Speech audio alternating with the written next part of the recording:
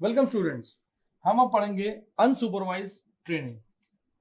Supervise training के अंदर बहुत अच्छाइयाँ थी, बहुत कुछ सही था उसके अंदर।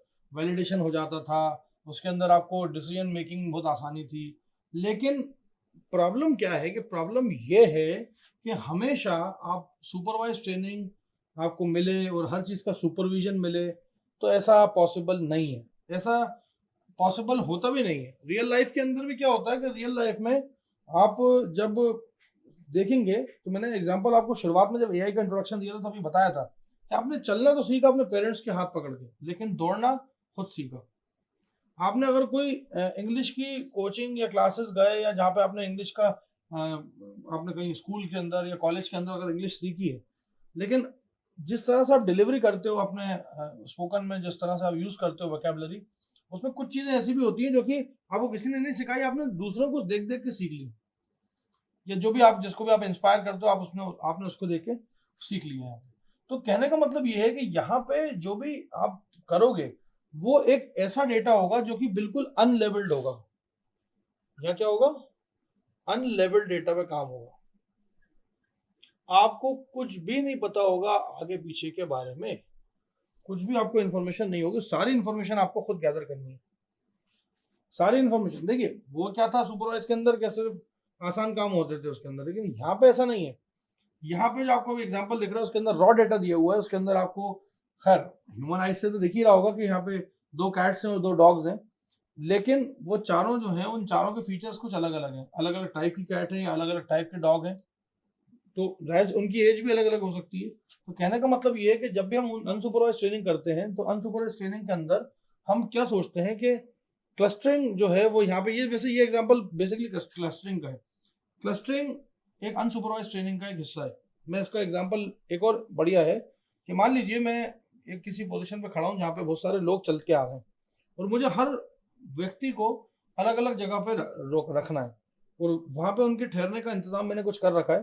तो मान लीजिए मैंने 2 पार्टीशन बनाए कि एक फीमेल्स का और एक मेल्स का, और फीमेल्स का जो बनाया और मेल्स का जो बनाया उसके अंदर 3 एज ग्रुप बनाए। 3 एज ग्रुप बनाए। एक बनाया मैंने छोटी बच्चियों का और छोटे बच्चों का जिनकी एज 0 से लेकर 5 ईयर्स तक रहती है। दूसरा बनाया मैंने 6 साल से लेकर के 30 साल तक के नौजवानों का, 6 साल से लेकर के 30 साल तक के लड़कियों का और नौजवानों का। और एक बनाया मैंने जिसमें 31 से लेकर के 60 साल तक के भी लोग रह सकते हैं। 31 से लेकर के 60 साल की जो महिलाएं होंगी वो भी रह सकती हैं और बुजुर्ग जो होंगे वो भी रह सकते हैं। ठीक है, आप उसमें घबराइएगा नहीं, मैंने क्लस्टरिंग के लिए पहले से डिसाइड कर रखा है ये सब। मान लीजिए वहां से कोई व्यक्ति चलता हुआ आया, मैंने अपनी आंखों से देखा और मुझे ऐसा लगा कि वो मेल है। फिर जैसे ही करीब आता गया तो मुझे पता लगा कि वो इस एज ग्रुप में लाई कर रहा है। तो मैंने क्या किया, क्लस्टर फॉर्म किया और उस क्लस्टर के अंदर उस बंदे को बिठा दिया। दूसरा बंदा आया, उसका भी सेम यही था, तो मैंने उसको भी यहाँ कर दिया। क्यों करा? क्योंकि जैसे वो आया था ना तो मैंने जो क्लस्टर मेरा एग्जिस्टिंग था उससे करा मैंने उसको मैच, और मैच फाउंड हो गया तो मैंने रख दिया। मतलब मैच ये करा, वो फाउंड हो गया तो मैंने उसको रख दिया। उसके बाद एक और सामने से एक बच्ची चलती हुई आई, आई रिपीट बच्ची, तो मैंने उसको मैचिंग कराया यहाँ पे। तो यहाँ पे वो लाई नहीं कर रही थी, इस क्लस्टर की मेंबर नहीं थी। आप लोग बताइए कि आप लोग स्कूल के अंदर भी जाते हैं तो आप देखे होंगे कि क्लास स्टैंडर्ड 1 2 3 4 5 6 7 जो भी 12 तक स्टैंडर्ड रहते हैं उसके अंदर सेक्शंस रहते हैं, ए बी सी जो भी होते हैं स्कूल्स के अंदर। आपको आपका क्लस्टर पता होता है कि कौन से क्लस्टर में आपको जाना है। इवन बहुत से बच्चे तो ये भी जानते हैं कि हमारा नाम ए से शुरू हो रहा है तो हमारे को शायद हमेशा सेक्शन ए मिलेगा। या कुछ स्कूल्स के अंदर सीजीपीए के हिसाब से विभाजन किया जाता है, जो कि मैं गलत मानता हूँ, क्योंकि हायर सीजीपीए वाला इंटेलिजेंट हो ये एआई नहीं है। लोअर सीजीपीए वाला भी अच्छा जॉब पा सकता है। तो यहाँ पे क्लस्टर्स जो है, वो जब बच्ची आई और उस क्लस्टर के साथ उसका मिसमैच हुआ तो हमने उसको एक अलग क्लस्टर फॉर्म कर जिसमें बेचारी वो अकेली है, और यहाँ पे एक छोटी बच्ची का क्लस्टर अलग बना दिया। फिर अगर मान लीजिए एक और कोई आया जो करीब आए तो बच्ची निकली तो मैंने उसको यहाँ बना दिया। पहले यहाँ चेक करा उसका नहीं मिला, यहाँ चेक करा यहाँ मिल गया, मतलब दोनों में चेक करना पड़ेगा और जिसमें भी मैचिंग होगी उसके अंदर उसको सेट कर दिया। फिर थोड़े 5 मिनट बाद एक बुजुर्ग आए और वो बुजुर्ग जो थे वो आए, पहले इससे मैच हुआ मिसमैच, फिर इससे मैच हुआ मिसमैच, और मैंने फिर नया क्लस्टर फॉर्म कर दिया और उनको मैंने अलग जगह पर रख दिया। मैंने आपको समझाने के लिए अलग अलग यहाँ पे डिजाइन के वो लिए हैं शेप्स, आप समझ जाएंगे कि ये 6 क्लस्टर मुझे फॉर्म करने हैं।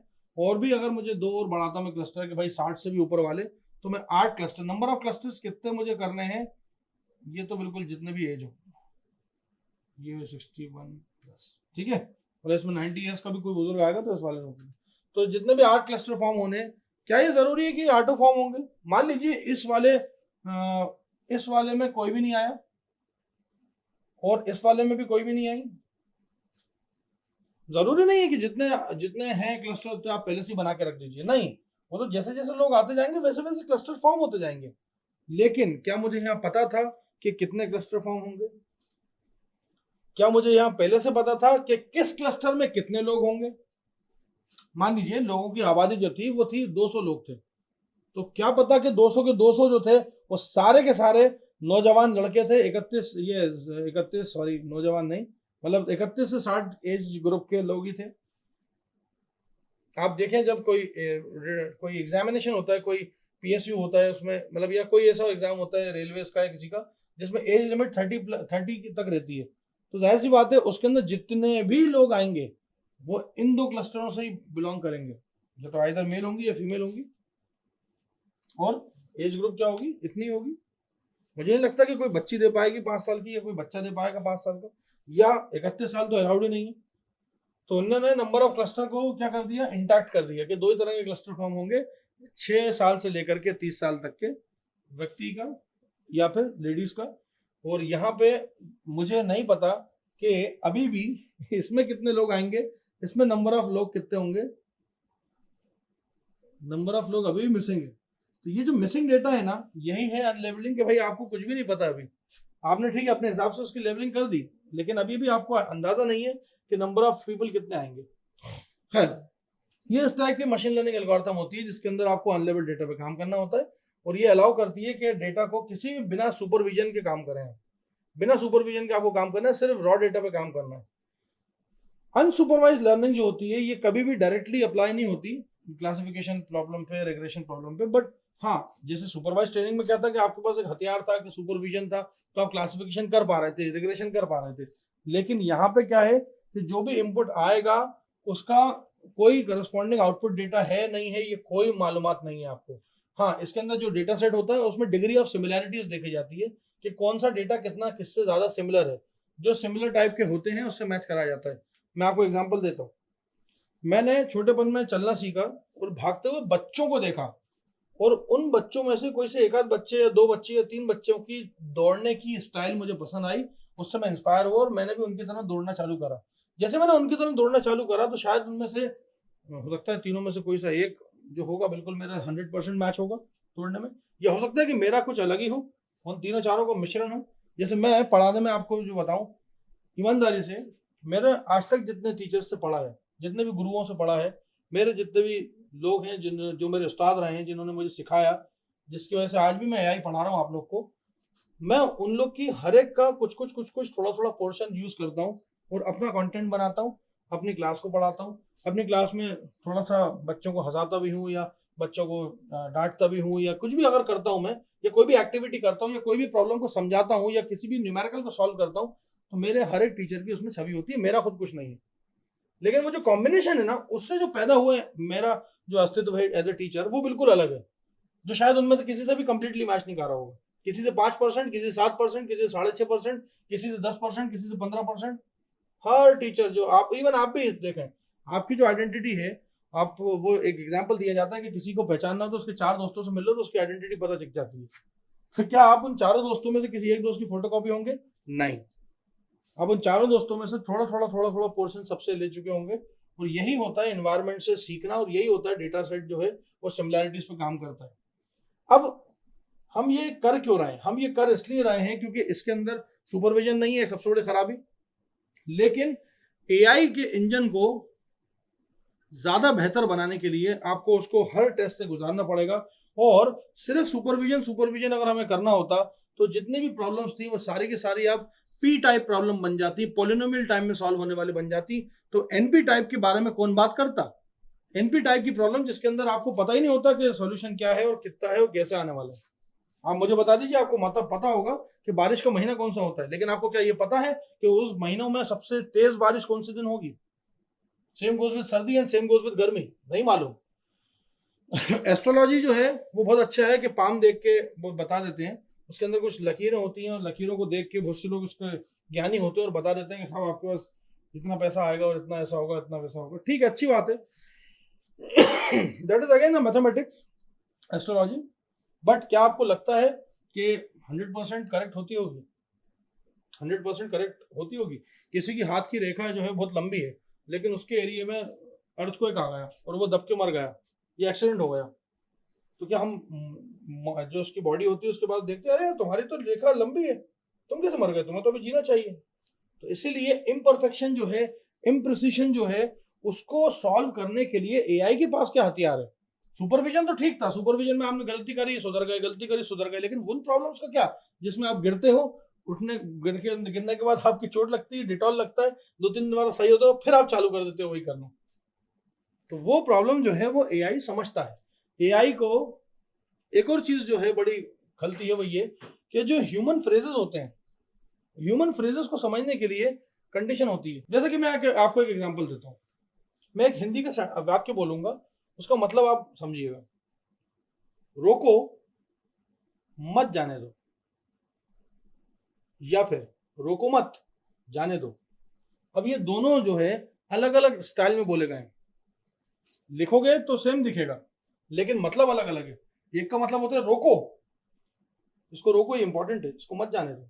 दूसरा होता है रोको मत जाने दो, ये अनइम्पॉर्टेंट है। लेकिन जिस तरह से मैंने डेडेयर ली है उस तरह से आपका ब्रेन जब ट्रेन हो सकता है तो अनसुपरवाइज्ड ट्रेनिंग क्यों नहीं हो सकती? इसलिए ह्यूमन लाइफ को एक्सपीरियंस करने के लिए एआई, आर्टिफिशियल इंटेलिजेंस में आप अनसुपरवाइज्ड ट्रेनिंग का एग्जांपल लेते हैं। और ऐसा नहीं है कि मैंने अनसुपरवाइज की तारीफ कर दी आज तो सारी चीज अनसुपरवाइज हो गई। आप खुद अभी फिलहाल एक सुपरवाइज ट्रेनिंग का हिस्सा है, जिसके तहत आप ये वीडियो देख रहे हैं, जिसमें मैं बता रहा हूँ कि पेपर में ऐसा करोगे तो ऐसा हो जाएगा। लेकिन जब आपका पेपर आएगा तो आधा पेपर आप मेरे सुपरविजन में सॉल्व करोगे, जितना मैंने पढ़ाया अगर उतना पेपर में फंस गया तो वो सुपरवाइज्ड हो गया, उसमें आप मुझे थैंक यू बोल सकते हैं। लेकिन जो मैंने पढ़ाया और उसके अलावा कुछ आ गया, उसके बावजूद भी आपने उसको लिखा, दैट इज अनसुपरवाइज्ड ट्रेनिंग का हिस्सा। क्योंकि आपने उस एआई के कंटेंट से इतने पूरे वीडियोस देखने के बाद कुछ मतलब तो निकाल लिया। इसीलिए अनसुपरवाइज भी जरूरी है और सुपरवाइज भी जरूरी है। अनसुपरवाइज अनकैटेगराइज डेटा या अनलेबल्ड डेटा पे काम करता है, जिससे आपको क्या होता है कि अनसुपरवाइज और इंपॉर्टेंट हो जाती है। क्योंकि आपको तो क्या है, दोनों चीजों की इंपॉर्टेंस भी देखनी है ना। जहाँ सुपरवाइज इंपॉर्टेंट है तो वहां अनसुपरवाइज, ये अब ये डेटा के लिए क्या करोगे, इसके लिए क्या हाथ खड़े कर दोगे, नहीं साहब हमसे नहीं हो रहा जी, नहीं, इसके लिए हमने अनसुपरवाइज बनाई। तो अनसुपरवाइज की नीड जो है वो हमें जरूरत आन पड़ेगी। और ये काम जो होता है, ये मैंने जो भी आपको एक छोटा सा नमूना दिखाया, इसी को बोलते हैं क्लस्टरिंग, जो कि एक एग्जांपल है अनसुपरवाइज ट्रेनिंग का। क्लस्टरिंग, एसोसिएशन, एसोसिएशन भी आपको पता होगा। एसोसिएशन का मतलब बताऊं मैं आपको, ये जो मॉल्स वाले होते हैं बड़े चालाक होते हैं, इन्हें मालूम होता है कि यूजर को कैसे ज्यादा से ज्यादा सामान बेचना। अभी कुछ दिनों पहले की बात है, मुझे मॉल से कुछ ज्यादा सामान नहीं लेना था, मुझे कुल 1,000 रुपए का सामान लेना था। मैं घर से सोच के गया था कि मुझे ये सामान लेना है। जब मैं काउंटर पर पहुंचा तो 2,500 रुपए का बिल आया। मैं समझ गया कि मॉल वालों से कोई नहीं जीत सकता। और ये कैसे हुआ है बताता हूँ। आप जब जाएंगे, आपको सिर्फ ब्रेड लेनी है, तो ब्रेड के जस्ट साइड में बटर रखा होगा, उसी के जस्ट साइड में चीज रखी होगी, उसी के जस्ट साइड में पनीर, मतलब मिल्क प्रोडक्ट सारे एक साथ होंगे। आपको अगर जैसे छोटी बच्ची के लिए मुझे पेंसिल लेनी थी, तो मुझे पेंसिल लेनी थी, उसी के जस्ट साइड में 4 अलग अलग तरह के शार्पनर्स रखे हुए थे, इरेजर्स रखी हुई थी, तो वो भी उठ गई। जबकि घर में इरेजर मौजूद थी लेकिन तब भी उठ गई, क्योंकि अरे मॉल आए तो चलो ले ही लेते हैं। इससे एसोसिएशन, कभी ऐसा नहीं होगा आपको कि पेंसिल इस ब्लॉक में रखी हुई है इस बे में और इतने बड़े शॉपिंग मॉल में कोने में इरेजर रखी हो। इस तरह की एसोसिएशन जो होती है, ये आपका ह्यूमन ब्रेन करता है। और आप इसी तो क्लस्टरिंग और एसोसिएशन का मतलब, ये तो एसोसिएशन देखो ना भाई, इन बुजुर्गों को मुझे खाना अगर देना है तो इनके हिसाब से डाइट होगी, इनके हिसाब से बेड्स होंगे। यहाँ पे बच्चियां थी छोटी तो उनके हिसाब से खाना होगा। मतलब जाहिर सी बात है, हमने क्लस्टर करेगा है को। वो मुझे ये भी मालूम है कि बच्चियों के टाइम पे खाना थोड़ा कम लगेगा, बिकॉज बच्चों का पेट थोड़ा छोटा होता है। लेकिन इवन बुजुर्गों का भी ज्यादा रोटी नहीं खा पाते, या ज्यादा चावल नहीं खा पाते, या ज्यादा खाना नहीं खा पाते। लेकिन ये वाला जो है, इसके अंदर मुझे इंतजाम ज्यादा रखना पड़ेगा। शायद हो सकता है खाना कम भी पड़ जाए इस क्लस्टर की वजह से। तो मुझे एक्चुअल में जो एसोसिएशन मैंने करा है वो इसलिए करा है। खैर एनीवेज, ये थी मेरी तरफ से एक अनसुपरवाइज ट्रेनिंग का एक छोटा सा नमूना। उम्मीद करता हूँ वीडियो आपको समझ में आया होगा, और इसी अनसुपरवाइज ट्रेनिंग को हम कंटिन्यू भी करेंगे और देखेंगे नेक्स्ट वीडियोस के अंदर कि हम इसको कैसे सॉल्व करते हैं। Thank you so much.